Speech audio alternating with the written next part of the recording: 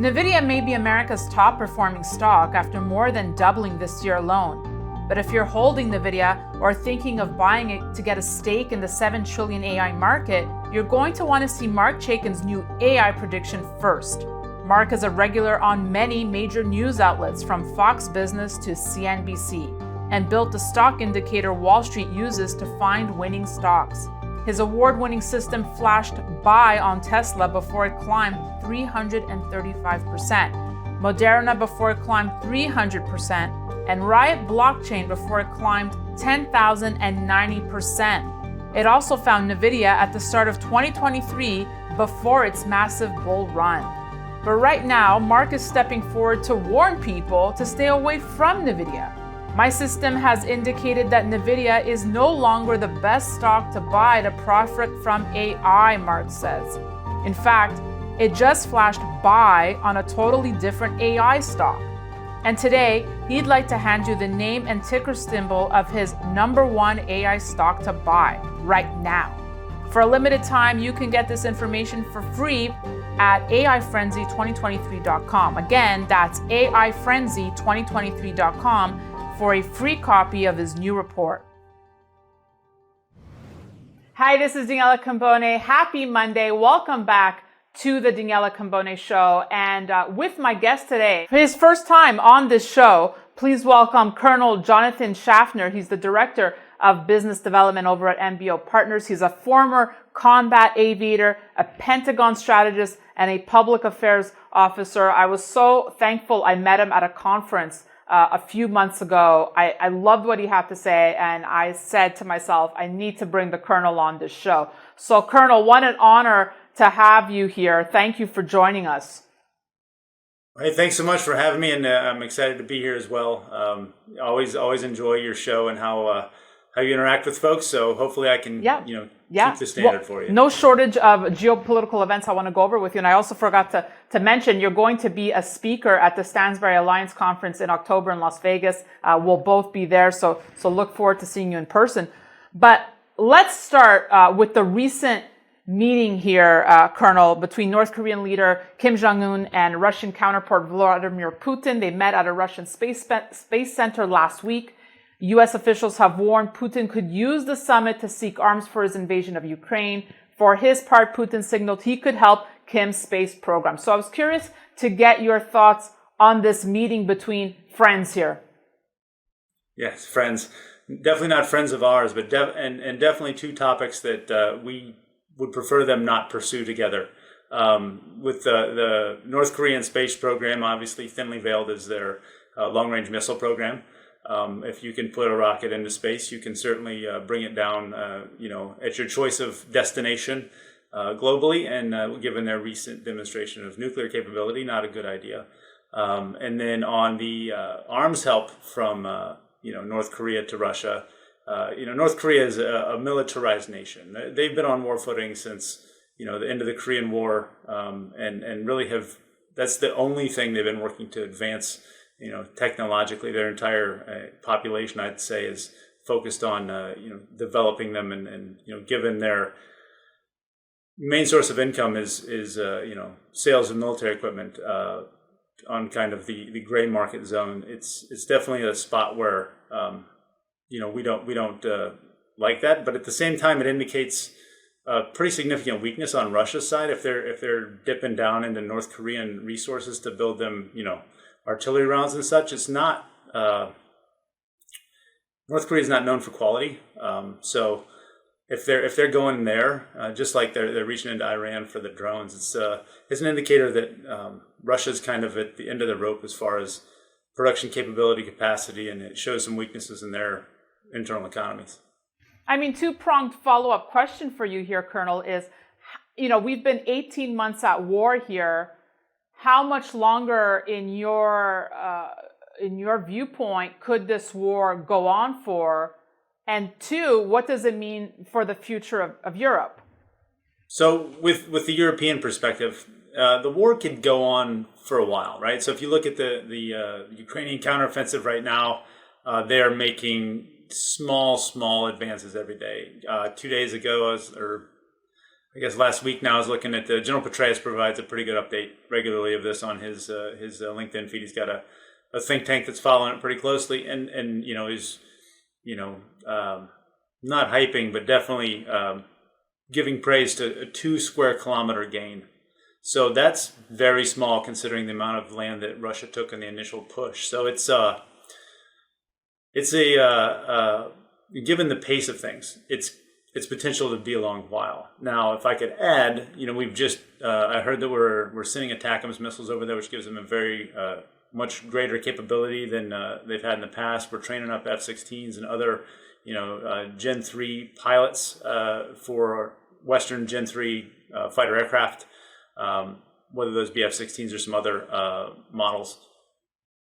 Those could change the game, and it'll be really, really indicative when they first start flying them over there. If they have successful first couple missions, I could see this Ukrainian advance greatly increasing in speed.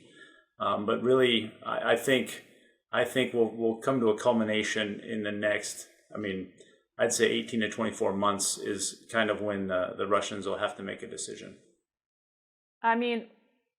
Like I said, I discovered you at this great conference we were at, and one of the questions that people really wanted to know, and I know you avoid getting political during your talks, but one of the questions was, brought up President Donald Trump's comments that he could have ended this conflict in 24 hours.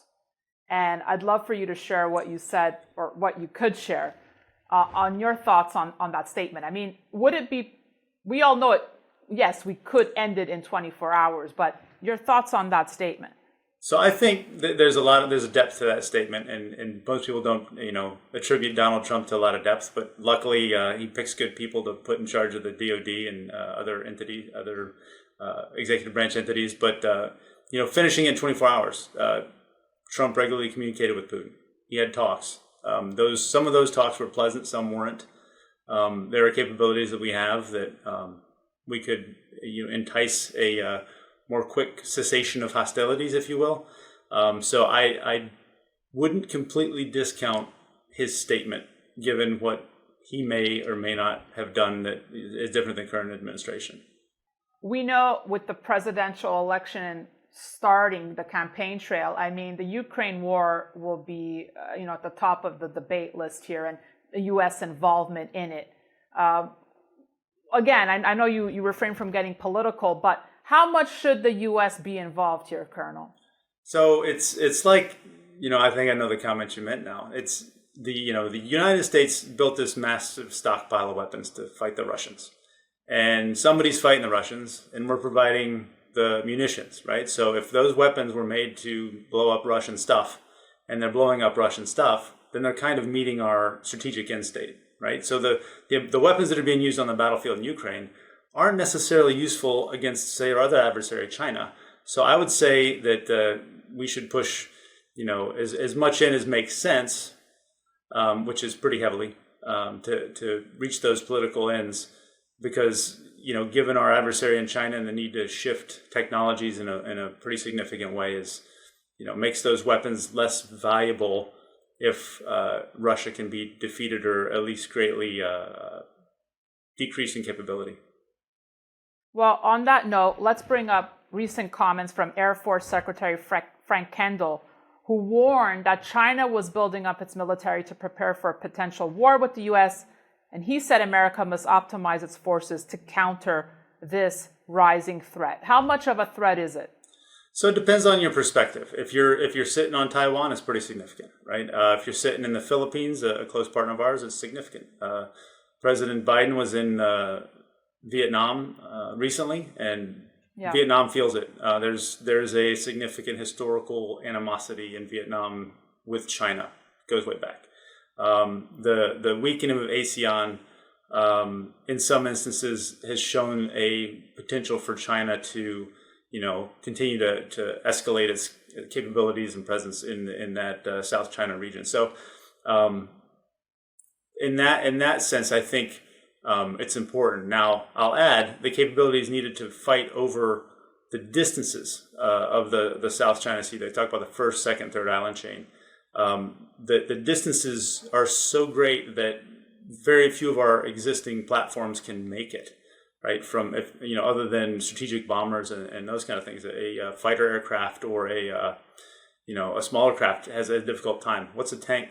What's the utility of a tank if you're 2,000 miles from China using it?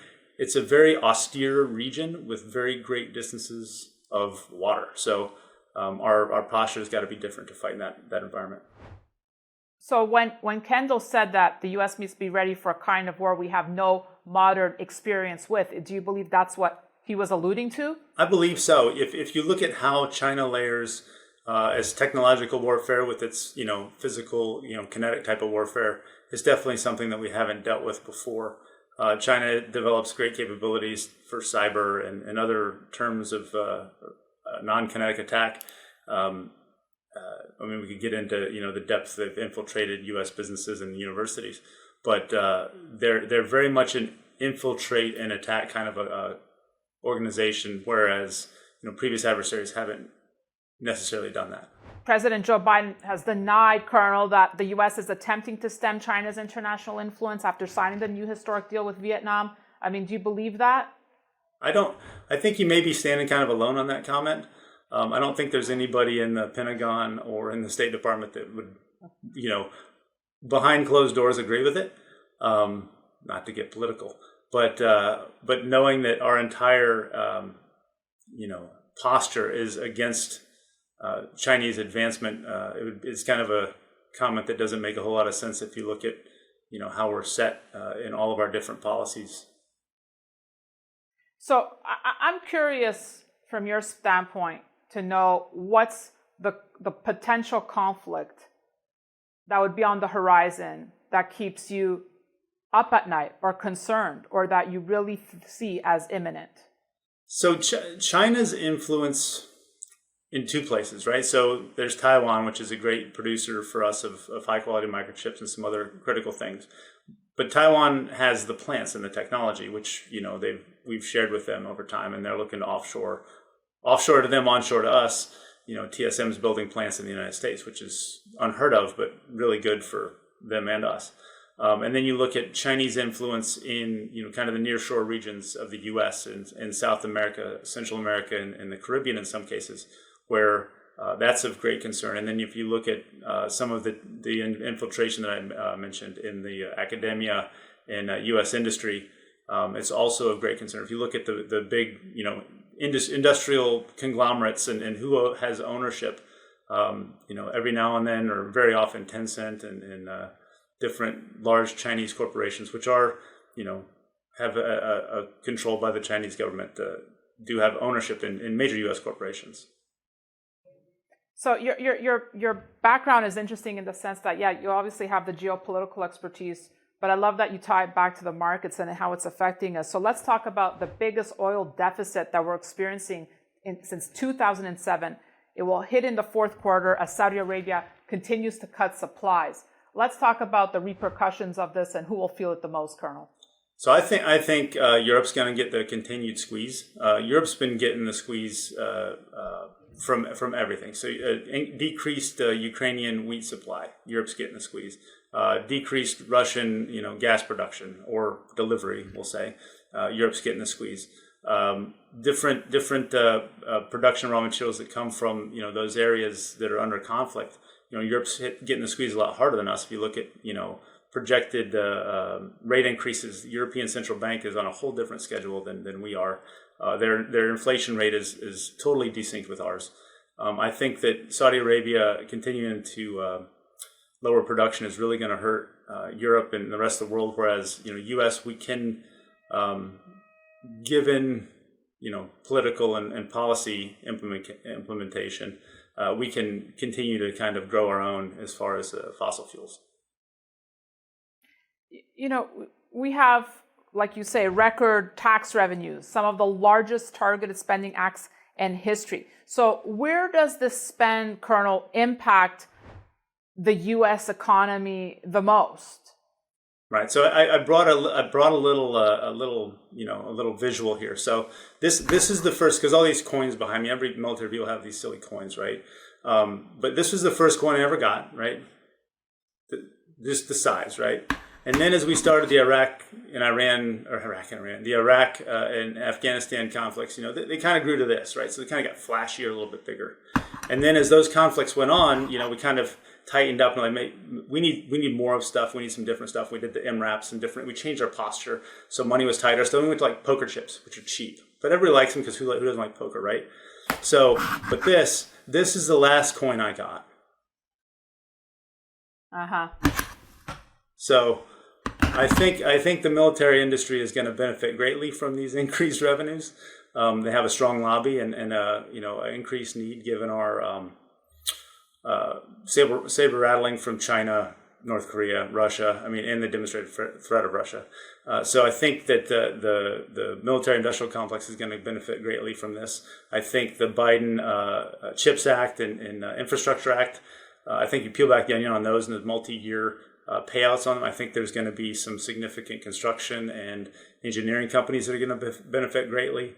Obviously, chip producers, as they continue to advance, will be great beneficiaries of it too. You remember in the COVID when we had the big chip shortage. Now we've got a chip glut, but maybe it's the wrong kind of chips. So the whole chip market, I think, is going to get commoditized even more in the future, and they're going to have to figure out how to best utilize the incentives from the CHIP Act to really maximize their profits. So the Colonel, as an investor, what are you doing right now to protect your wealth? So I've got a pretty broad portfolio. I'm not all leveraged cash, but I'm staying pretty strong on the S&P. I've got, of course, a leveraged industrial complex, military industrial complex ETF, and I got some real estate to hedge from the old inflation, because my real estate investments are really enjoying the inflation. Let's bring it home with this, Colonel, because I know you're an avid watcher of the show, and I'm sure you've seen a lot of the experts come on speaking and concerned about a possible World War III. When you see those type of headlines, right? Like, given your extensive military background, what do you make of statements like that when we talk of, could we be on the verge of a World War III? So anything's possible. One thing, the world has taught me that, and definitely being involved in the military and DoD for 25 years taught me that. Is it possible? Yes. Is it likely? No. I think we have enough controls over the big levers and buttons, both, and this is on the military side as well as diplomatically, that we can likely avert that kind of a irrational act. While Putin has been, a pain and acting irrationally on a broader scale, I think that his concern with the longevity of his legacy, he's not going to risk it for that, because he knows the big thing that he knows from his experience in Ukraine is that our stuff works, and it works really well. And I think that's a really big indicator with at that scale, it works really well. At a larger scale, it could work, even better. So, him, his family, his friends, his entire legacy is at risk if he tries to escalate, we'll say. I actually thought one more point I want to bring up with you, since the BRICS summit wrapped, the emerging, power of the BRICS. I've mentioned before that before there were a bunch of, misfits, but now they're all sitting at the same table and their power keeps growing here, Colonel. How much of a threat are they to the U.S.? It is an interesting. I've been watching them for decades, right? Since it was really formed, it was an interesting thing to me. So it's made me, I've been keeping an eye on them. If you look at Brazil, Russia, India, China, South Africa, and the problems that they have versus solutions they offer, and then how they're working together in some ways and apart in other, it is the most interesting group of countries. Like, there's really nothing that ties them together other than this economic incentive, right? But they're all very economically incentivized at the same time. So I think they're going to be able to leverage their light capabilities and their fill each other's gaps for a while. I don't know if this conflict in its ongoing nature is going to damage that relationship. It sure has shown that it hasn't. We're looking at India as a potential pivot from China, but at the same time, India is snuggling up to Russia and loving the cheap oil that they're getting because they're they're economically incentivized. They just want everything cheaper and better, or better for their people. They're very, self-motivated, much like the other members, Brazil being another example of country like that. So it's one to watch, and I think them trying to expand membership of that group is also an interesting step, looking to fill some of their gaps as far as capabilities. So they're looking to they're going to become a growing economic power. I would venture to say the energy dominance. Yes. Right. Yeah. It's the energy dominance. Yeah, it's the energy dominance. It's not just fossil fuels. It's neighbors of Brazil are primary rare earth. I use that term sparingly, but the battery precursors. Some of those exist in Africa, where South Africa has a big sway. So it's interesting how they're choosing their partners, and they're trying to expand out of just the fossil fuel commodities and move into the future value of commodities. They're not playing the short game, which is going to give them power in the long run. Colonel Shaffner, an absolute honor to have you on. Thank you for your service.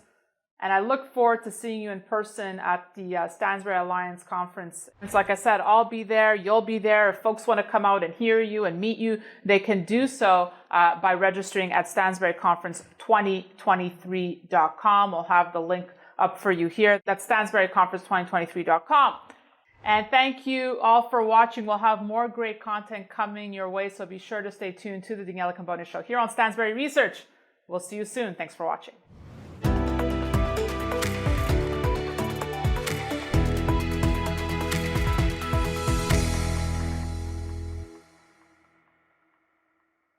Opinions expressed on this program are solely those of the contributor and do not necessarily reflect the opinions of Stansberry Research, its parent company, or affiliates.